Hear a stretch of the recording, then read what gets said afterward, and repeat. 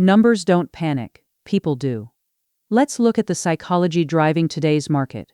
A market can look easy to exit right up until many participants discover that the exit was only spacious in calm conditions. That is why apparent liquidity can feel solid for months and then suddenly look conditional when the crowd moves together. The crowd mistake is treating routine flow like permanent depth. In calm markets, steady trading can make a position seem simpler to unwind than it would be under pressure. Ease in quiet hours does not prove ease under strain. The comfort comes from recent experience. People remember ordinary exits and mistake them for a permanent property. A popular trade can look safer than its exit actually is. The real question is why an asset that looked liquid yesterday can feel crowded the moment urgency arrives. The path feels wide until many people need the same door. To answer that, we have to separate visible activity from actual exit capacity under stress. That is how calm conditions lend false confidence. The opening tension is social as much as analytical. Volume and liquidity are related, but they are not identical ideas. Volume and true exit capacity are not identical facts. That is what the viewer can recognize in practice. A market can print transactions all day and still become difficult when too many participants need the same side at once. Ordinary turnover can hide stressed imbalance. The mechanism becomes clearer once the frame widens. Perceived liquidity is social because it partly reflects what holders believe other holders will do. Belief about other holders becomes part of the market state. That is what the viewer can recognize in practice. That belief stays hidden while flows are balanced and the exit is not being tested aggressively. The crowd itself changes the condition being measured. That is what the viewer can recognize in practice. Once urgency becomes correlated, the crowd itself becomes the changing condition in the market. One exit can become socially crowded before it looks structurally narrow. That is what the viewer can recognize in practice. So the market problem is not only the asset, it is the number of people depending on the same pathway out.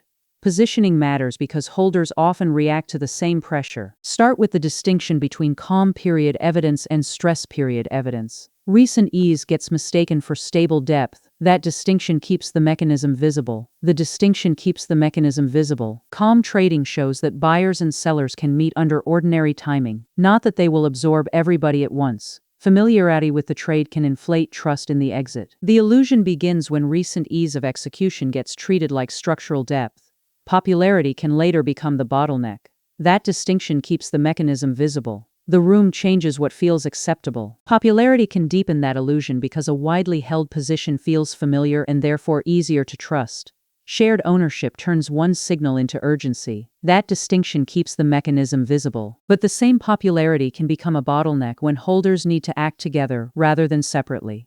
The route narrows when many portfolios reach for it together. That distinction keeps the mechanism visible. That is where positioning enters the story. Shared ownership can matter as much as quoted activity. That is where perceived liquidity starts to invert. That distinction keeps the mechanism visible. If many portfolios are leaning the same way, one change in conditions can create synchronized urgency. The crowd competes for the same capacity at once. That distinction keeps the mechanism visible. At that point, what looked like a broad exit can start narrowing around the same moment for everyone involved.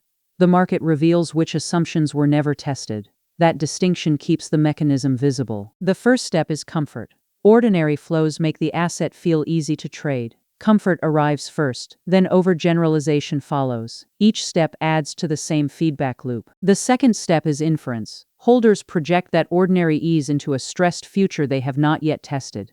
The calm period becomes a misleading forecast of the stress period. The third step is crowding.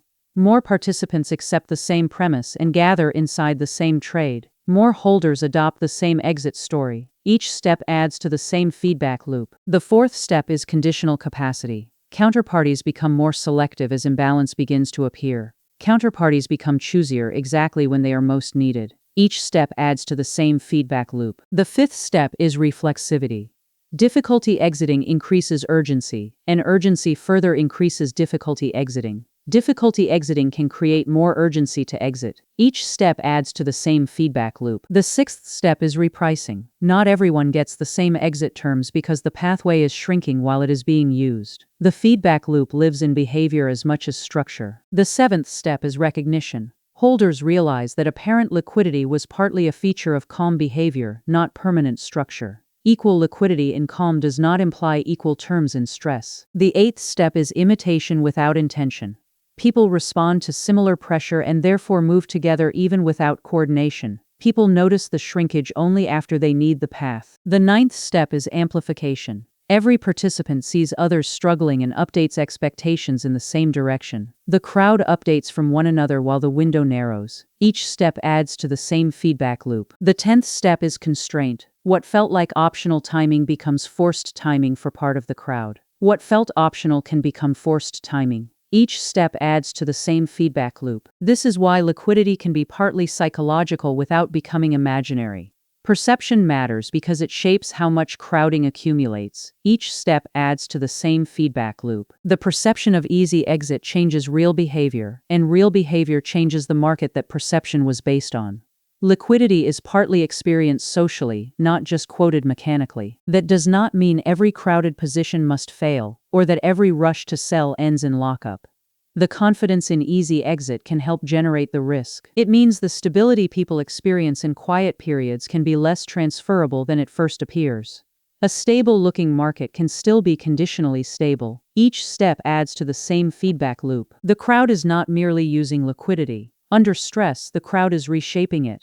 Crowding can matter before anyone admits the trade is crowded. Each step adds to the same feedback loop. A fair counterpoint is that some markets truly do have deeper structural support than others. Some markets do have deeper support than others. That keeps the explanation properly bounded. Dealer capacity, balance sheet flexibility, and market design can matter independently of psychology. So crowding does not guarantee a freeze. That keeps the explanation properly bounded. A counterpoint still deserves space. There are also cases where crowding exists but the exit still functions because counterparties remain willing and funded. Structural support can keep the path functioning. That keeps the explanation properly bounded. So a crowded trade is not the same thing as a guaranteed liquidity break. Not every synchronized sell-off becomes disorder. That keeps the explanation properly bounded. That keeps the claim properly bounded. And conceptual analysis should not pretend it can call the precise moment when pressure becomes disorder.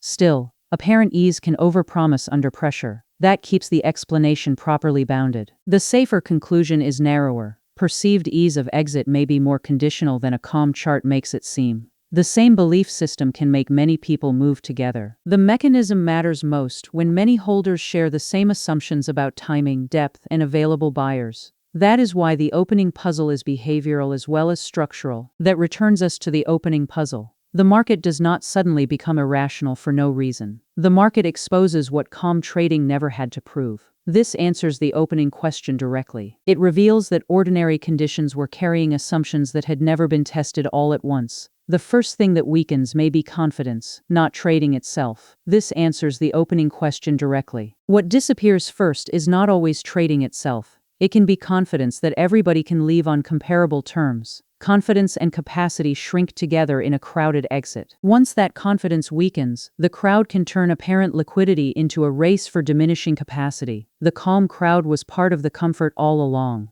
This answers the opening question directly. The real blind spot is mistaking observed calm for guaranteed absorptive power. That is what the stress event reveals. This answers the opening question directly. The room was shaping the outcome all along. That is why the same popularity that made a trade feel safe can help make the exit feel narrow later.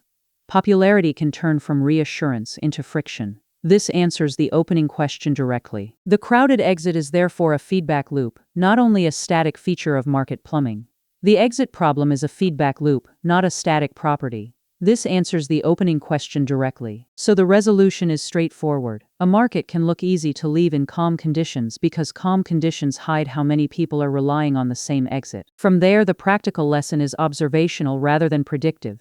The key is studying conditionality, not calling the event. This answers the opening question directly. The takeaway should stay observational. Separate recent trading ease from deeper questions about who would take the other side under stress. Observe whether depth depends on holders staying patient. Ask whether the position is crowded enough that other holders are likely to respond to the same signal. Assumed liquidity deserves the same scrutiny as price. Compare structural support with behavioral crowding instead of choosing one explanation automatically. The behavioral setup matters before the structural test arrives. Use it as a study lens, not a market call. Listen for language that treats liquidity as permanent rather than conditional. One widely shared assumption can crowd a whole pathway. Use it as a study lens, not a market call. Notice when confidence in the exit depends heavily on the fact that the exit has not been tested recently. That is how belief in easy exit becomes part of the risk. That is where the crowd creates the feedback. The crowd makes the difference between routine and rush visible. Use it as a study lens, not a market call. Behavioral analysis can help us see that setup, but it does not tell us when a specific dislocation will happen. The lesson is to question permanence and calm. The goal is not to forecast the crisis. It is to study how belief in easy exit can become part of the risk itself. When a market feels effortlessly liquid, ask whether that feeling belongs to the asset alone or to the calm crowd around it.